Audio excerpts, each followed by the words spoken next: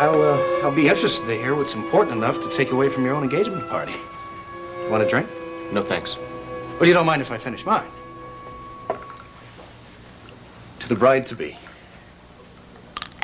I hope you meant that, Roger. I hope you still have some honest goodwill left for your sister. Oh? I need some information. In order to get it, I'm going to have to tell you something that could be very painful to Faith if she knew. And you have some concern that when Faith comes back from the engagement party, I might hot-foot it upstairs and tell her. Something like that. Well, Patrick, I'm feeling more than a little sentimental about my baby sister tonight. In fact, I may never be more benevolent toward her than I am at this very moment. Are you sober? Well, sober is a relative thing. And I am relatively sober, yes. Pull up a chair. Let's have it. Bear in mind that I'm going to ask you this question for Faith's sake as well as my own. I'm fascinated. What's been the nature of your relationship with Delia over the last couple of months? I don't believe I just heard that. Have you been lovers? That's none of your business. Unless of Faith's. You're wrong about that. I need to know if you slept with Delia before you took off for Boston or after you got there. You know, Pat, up until a year or so ago, I was a firm believer in the theory that people, by and large, react the way you expect them to react. They live up to your expectations. Well, I don't subscribe to that theory anymore. I didn't expect Delia to behave toward me the way she did. I didn't expect Seneca to be inflexible and patronizing when I asked him for my job back. And I certainly don't expect my sister's fiancé to be arrogant and intrusive about my personal life. Come off it, Roger. I want an answer. Well, then you're going to have to give me one good reason why I should accommodate you. Delia's pregnant. She says that I'm the father.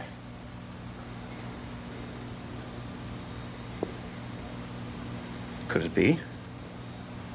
Yes. When you came after her in Boston? Yes.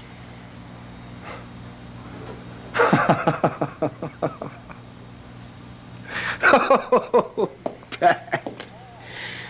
Pat, my friend, you've been had. You were set up. Oh, Delia, you are amazing. You know, you got exactly what you deserved. Faith's a different story, though. She doesn't know. Not yet. I'm hoping she won't even have to. Well, I'm not going to tell her. How was it a setup?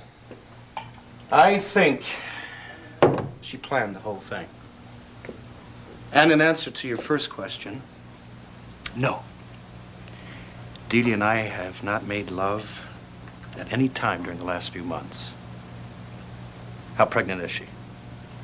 6 weeks. It isn't mine. What's your blood type? O positive. I'm AB negative.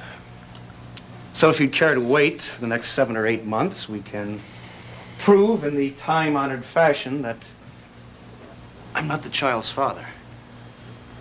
But that's of no immediate help, is it? What makes you think she planned it?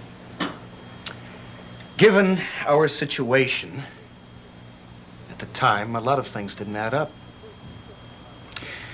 She was very specific about the date, the time we were to leave.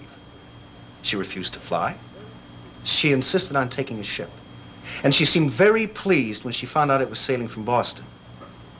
She was tense and distracted the morning we were to sail. She refused to make love. And then there was that note to you.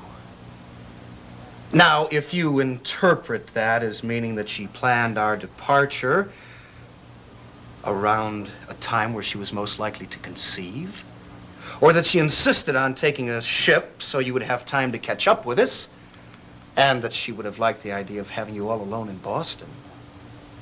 And finally, the map she left for you to follow us. It does make a kind of sense. And the basic idea that I'm the last person in the world you'd want Delia to run off with. So you'd be compelled to rescue her from wicked Roger. I don't suppose congratulations are appropriate.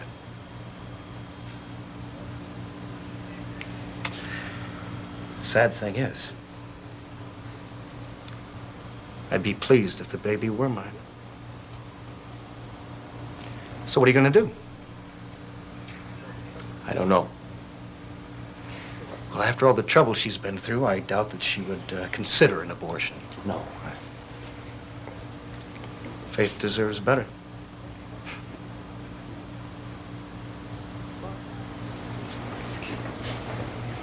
But I'm sure you'll try to figure a way out of it. Good luck, Dr. Ryan.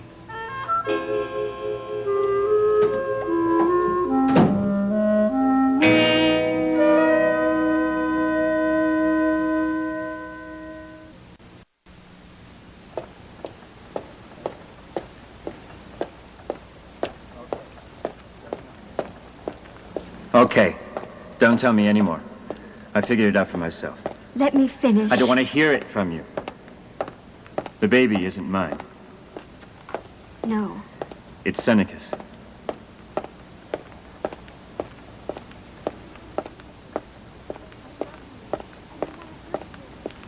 I love you. I didn't want to hurt you. If you love me so much, why couldn't you trust me to see you through all this? And if you're so reluctant to hurt me, why'd you let me go through hell about the survival of my child? Do you realize I love a child that doesn't exist?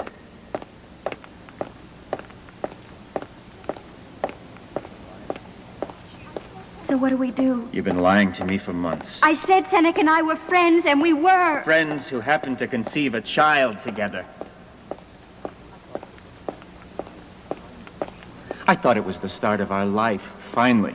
I wanted desperately for that to be true. But it was a lie. The feelings we shared were honest. They were based on a lie. I want to get away from it. But I love her. The one thing that won't change and that I can't get away from is that I love her. I love you. Lies. Before you, there was no one I really loved. And no one since. We were friends. I didn't love Seneca. I don't love him. It was friendship. It began and ended at the beach house. Lies. When I think of the future, all I'm sure of is I want to be with you. I didn't stop loving you. I haven't felt close to Seneca. I felt alone. I wasn't in love with you. You're the only man I want to find. It should be yours. It should be yours. It should be yours.